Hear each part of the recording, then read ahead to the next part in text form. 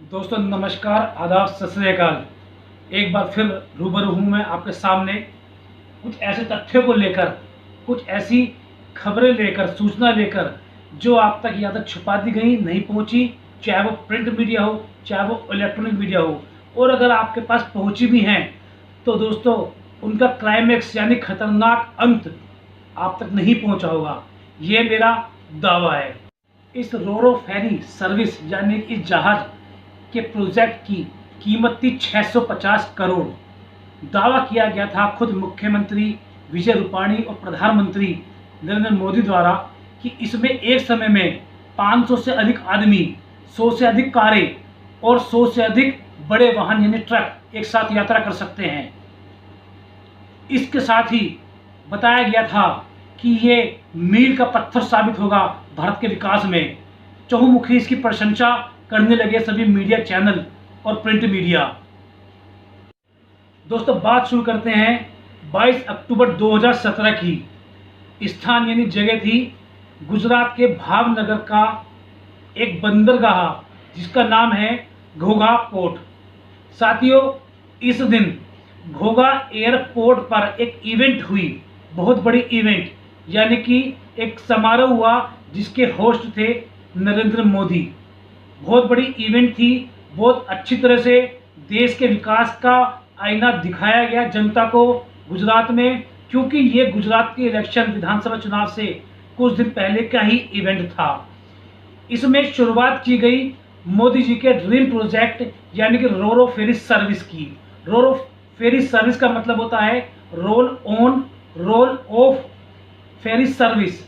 अभी भी आपके शायद समझ में ना आया हो, मैं आपको बहुत ही आसान शब्दों में समझाता हूं। जब समुद्री सफर किसी जहाज से किया जाता है और उस जहाज में आदमियों के साथ साथ माल भी या गाड़ियां भी सफर करती हों तो उसको रोरो फेरी सर्विस वाहन यानी जहाज बोलते हैं। ये एक जहाज था जो गुजरात के भावनगर के घोघा एयरपोर्ट से भरूच के दहेज तक पानी की यात्रा से गुजरना था।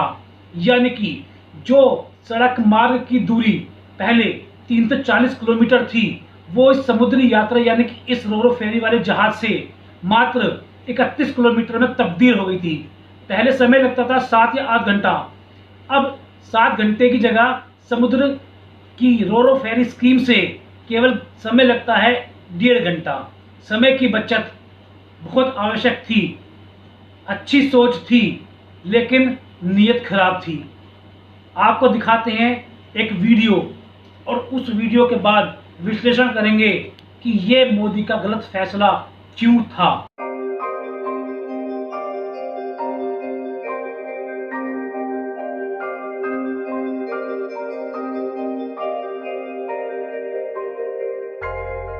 शुरुआत है, ये पहला चरण है।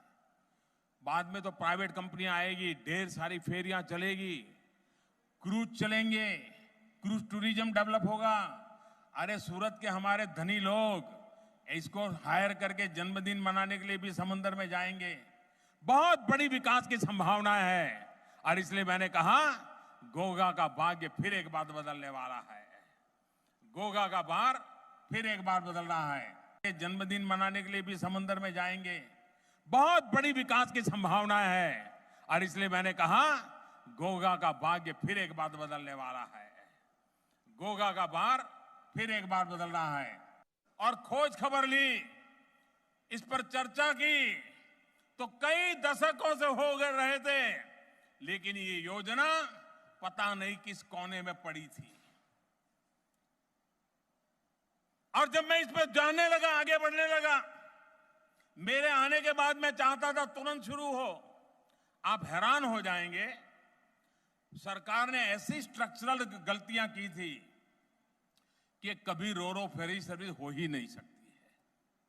पुराने जमाने में क्या काम किया था इन्होंने? समस्या ये थी कि जिसे फेरी चलानी थी उसी से आग्रह किया जाता था कि तुम भी टर्मिनल बनाओ। क्या मुझे बताइए, रोड के ऊपर कोई बस दौड़ाता है तो बस वाले को हम कहते हैं कि तुम रोड बनाओ, बस वाले को कहते हैं कि बस स्टेशन बनाओ। एयरपोर्ट पर विमान आता है कि हम विमान वाले को कहते हो कि तुम एयरपोर्ट बनाओ। एयरपोर्ट सरकार बनाती है, बस स्टेशन सरकार बनाती है, रोड सरकार बनाती है। उस पर दौड़ने के लिए प्राइवेट लोग व्यापार के लिए आते हैं। रोरो सर्विस में उन्होंने कह दिया है जेटी बनानी है, उसका पोर्ट बनाना है, आपको करना है तो करो। ये समंदर का किनारा है, ये पानी है, आगे बढ़ो। कौन बढ़ेगा भाई? आखिरकार हमने नीतियां बदली, पुरानी सरकारों के इस को तो हमने बदल दिया। हमने तय किया कि फेरी सर्विस के लिए टर्मिनल बनाने का काम सरकार करेगी। टर्मिनल बन जाने के बाद उसका संचालन और फेरी चलाने का काम प्राइवेट एजेंसी को दिया जाएगा। यहां के रब समुद्र क्षेत्र में तलहाटी में जमीन मिट्टी भी बड़ी समस्या होती है। इस वजह से फेरी को किनारे तक आने में दिक्कत होती है। बदली हुई रणनीति के तहत सरकार ने यह भी तय किया कि मिट्टी निकालने के लिए, पत्थर हटाने के लिए ड्रेजिंग का काम, उसका काम भी सरकार खर्चा उठाएगी। हमने ये भी व्यवस्था बनाई कि इस सर्विस के बाद प्राइवेट एजेंसी को जो लाभ होगा उसमें सरकार की भी भागीदारी होगी। ये नई रणनीति सफल रही और आज इसी का परिणाम है कि गोगा दहेज के बीच रोरो फेरी सर्विस प्रारंभ हो रही है। दोस्तों, ये कुछ क्षण की वीडियो देखकर ये तो आप समझ ही गए होंगे कि मुद्दा क्या था, लेकिन इसका क्लाइमैक्स क्या हुआ वो आपको मैं बताता हूँ। क्या हुआ इतनी बड़ी परियोजना का वो आपको बताता हूँ। साथियों, ये परियोजना यानी कि ये फेरी सर्विस, ये जहाज, ये मोदी जी का विकास, ये मोदी जी का ड्रीम प्रोजेक्ट, ये अब बंद हो गया है। वहाँ पर हैं तो चंद पक्षी जो बैठे हैं उस जहाज पर। साथियों, जिस जहाज पर बैठकर माननीय मोदी जी ने इसका उद्घाटन किया था, वो जहाज यानी कि आइलैंड जेड अब नीलामी के कागार पर है। टोटल 2 जहाज लगाए थे एक कॉन्ट्रैक्टर ने जिसको इसका परिचालन करना था, अब वो थक चुका है। उसके अनुसार सालाना नुकसान 240 लाख रुपए का है। ऐसे में कौन चाहेगा अपने आप को दिवालिया बनाना? हाथ खड़े कर दिए हैं उन्होंने और वो जहाज अब खड़े हैं बंद और नीलामी के लिए तैयार है। यानी परियोजना पूर्ण रूप से बंद हो चुकी है। अब जिक्र करते हैं उस बात का जिस बात को आपसे छुपा दिया गया था। मोदी जी और मीडिया ने इसको इतना बड़ा चढ़ाकर पेश किया था जैसे मानो भारत में जल क्रांति ही आ गई हो, विकास की नदियां बह गई हों। साथियों, इसमें विशेष बताने वाली बात यह है कि ये बढ़ चढ़कर बताया गया इस योजना के नाम पर कि पूरे भारत में ही नहीं बल्कि साउथ एशिया में सबसे बड़ी जल नीति का ये प्रोजेक्ट है जो मोदी सरकार ने पूरा किया गया है, जबकि कांग्रेस सरकार इसको पूरा करने में विफल रही थी। ये बताया गया, ये लोगों को समझाया गया, लेकिन वास्तविकता क्या हुई और ये नीति क्यों फेल हुई, ये जहाज क्यों अधर में डूब गया, क्यों बीच रेत में फंस गया, क्यों मोदी के सपने का परिताई जहाज ने लगा दिया, अब बताते हैं आपको विस्तार से, बहुत सामान्य और सरल शब्दों में। साथियों, बताता हूँ आसान शब्दों में चूक कहाँ हुई। साथियों, समुद्र की तेज जलधारा में जब जलधारा किनारों से टकराती है तो उनकी गति बहुत तेज होती है, उनकी स्पीड बहुत तेज होती है, लेकिन जब वो वापस समुद्र में जाकर मिल जाती हैं तो उनकी गति धीमे पड़ जाती है। जब तेजी से वो किनारे की तरफ जल लहर आती है, जलधारा आती है, तो वो अपने साथ बालू, रेत और मिट्टी लेके आती है और जाते समय वो उनको किनारों पर ही छोड़ जाती है। यह एक तकनीकी पहलू है, लेकिन सामान्य भाषा में आपको बता रहा हूँ। अब समस्या यह आई कि जब जहाज को शुरू करना था, जहाँ से शुरू करना था यानी कि किनारे के बिल्कुल पास से, तो वहाँ पर जहाज के मुड़ने के लिए, स्टार्ट होने के लिए जो गहराई चाहिए थी 5 मीटर की पानी की, वो गहराई उस मिट्टी और बालू के जमने से रह गई 3 मीटर। जहाज का निचला हिस्सा यानी तली वो टच होने लगी, छूने लगी उस बालू के मिट्टी के ढेर को। बालू और मिट्टी के ढेर का मुकाबला जहाज नहीं कर पाया और जहाज अपनी जगह से हिल नहीं पा रहे थे। तब कुछ बोटों का सहारा लिया गया, उनसे ताकत लगवा के उसे खींचा गया, तो उन बोटों की दुर्घटना हो गई, 2 बोटों की। साथियों, 5 मीटर पानी गहराई में आवश्यक होता है तकनीकी रूप से, लेकिन वहाँ पे सिल्ट बोलते हैं जिसको, यानी कि बालू या मिट्टी जम जाने कारण वो गहराई मात्र 3 मीटर की रह गई। ये तकनीकी खामी बहुत भयंकर चूक थी। क्यों? क्या इसमें तकनीकी विशेषज्ञों का सहारा नहीं लिया गया, या फिर जल्दबाजी में आनन फानन में इसका उद्घाटन बिना ट्रायल के ही कर दिया गया, केवल ये दिखाने के लिए कि हाँ, हमने विकास की गंगा बहा दी है, हमने जल क्रांति का आगाज कर दिया है। अब ऐसे में ये भी देखना बेहद जरूरी था कि आखिर जिस कंपनी को, जिस कॉन्ट्रैक्टर को इसके परिचालन का ठेका दिया गया था, कहीं उससे तो कोई चूक नहीं हुई।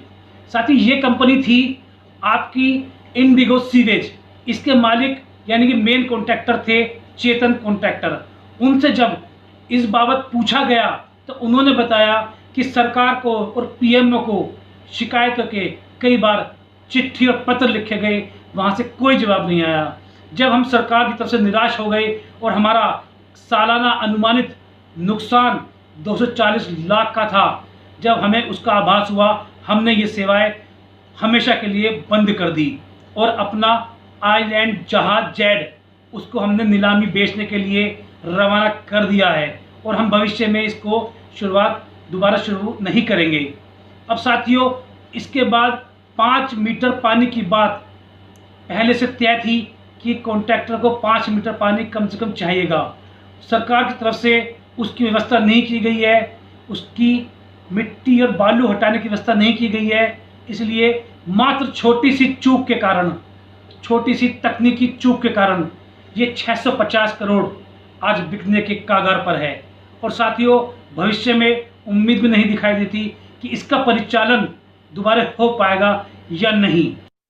तो ये अंत था मोदी जी की उस ड्रीम प्रोजेक्ट योजना का, यानी रो फेरी सर्विस का, जिसका अंत बहुत दुखदायी था, खतरनाक था और भविष्य की सफलताओं से कोसों दूर था।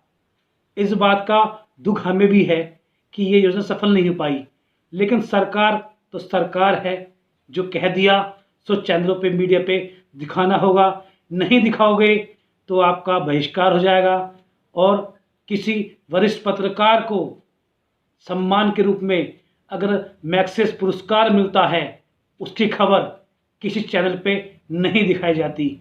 इससे साफ लगता है सरकार तो सरकार है, जो कहेगी वही दुनिया को मीडिया चैनल दिखाएगी। साथियों, मोदी जी ने इस इवेंट में बड़ी अनोखे तरीके से समझाया कि पुरानी सरकारें जिस कंपनी को लीज पे या कॉन्ट्रैक्ट पे ये देती थी, उसी से आग्रह करती थी कि आप ही इसको बना लें और आप इसका परिचालन करें। साथियों, ये शब्दों की परिभाषा मोदी जी ने बहुत गलत दी है, क्योंकि इसको कहा जाता है पीपीपी मॉडल। ये कांग्रेस ने शुरुआत की थी और आज भी 2020 के बजट में भी माननीय वित्त मंत्री श्रीमती निर्मला सीतारमण जी ने इससे संबंधित यानी कि पीपीपी पब्लिक प्राइवेट पार्टनरशिप के आधार पर कई योजना अपनी सरकार की उपलब्धियों में शामिल की है। इस योजना में, सेक्टर में और इस क्षेत्र में होता ये है कि इसे पार्टनरशिप का रूप दिया गया, जिसमें सरकार और प्राइवेट कंपनियां मिलकर कुछ काम करेंगी, कोई प्रोजेक्ट लेंगी, बनाएंगी। उसमें सरकार को फ़ायदा हो जाता है, सरकार को पूंजी नहीं लगानी पड़ती, वो प्राइवेट सेक्टर ही पूंजी लगाता है।